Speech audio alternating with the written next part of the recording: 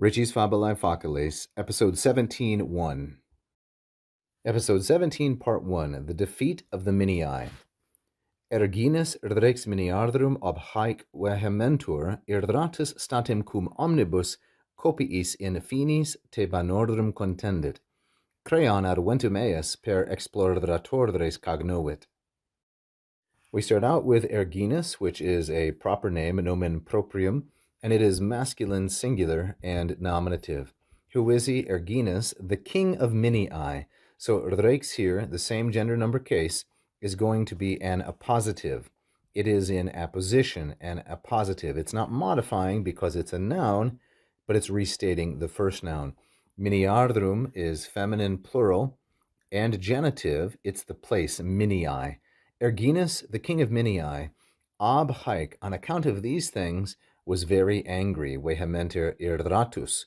So here we have the preposition ob, and it takes only the accusative. So haec is neuter plural and accusative, and it refers back to things in the previous portion.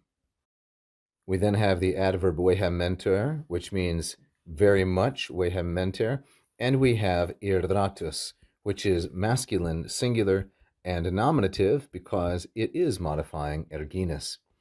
Erginus, the king of Minii, very angry for these reasons, statim, immediately, another adverb, just like vehementer, cum omnibus copiis, with all of his forces or troops.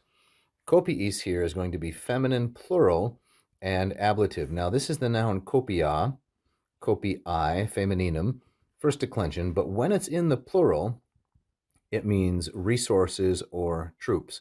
In the singular, it means an abundance of something. It's a collective idea. That's why it can be feminine and refer to a group of men. So cum omnibus copiis, with all of his troops. And what kind of an ablative is this? This will be an ablative of accompaniment, as we say in Latin, ablativus socii. With all of his troops, what did he do? He marched, contended, or he headed in finis Thebanordrum. Finis here is going to be masculine, plural, and accusative. As we have explained in previous episodes, when this final is is long, like so over here, it is equivalent to ace. That is, it is the accusative of the third declension. It's an alternative spelling.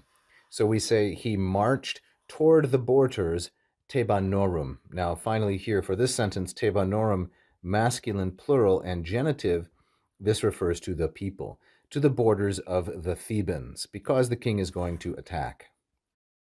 Now, Creon, adventum cognovit. Creon is our subject, masculine, singular, and nominative. He's the other king in the story. Creon found out about cognovit. Cognovit is third singular. It is perfect, indicative, and active from the third conjugation verb cognosco, cognoscere, like so. Creon learned about adventum, the arrival. This is the object, masculine, singular, accusative, and this noun is fourth declension. So the lexical entry is adventus, adventus, like so, and masculine. Learned about the coming of him, eus, masculine, singular, and genitive, and it refers to Erginus. Creon learned about his arrival or his approach. How did he learn? Per exploratores, through spies or through scouts. Per is the preposition, always and only taking the accusative case, and so exploratores, masculine, plural, and accusative. These are persons who were sentries or spies or guards who were placed there at the borders to find out about the arrival of a hostile king. Thank you so much for watching this free video. I hope that you learned a lot about the classical languages and advanced your knowledge and enjoyment. You can help us keep going with this instruction if you like this video and subscribe to the channel. We've had hundreds of thousands of views in the last 9 years, and we would really like to grow our number of subscribers.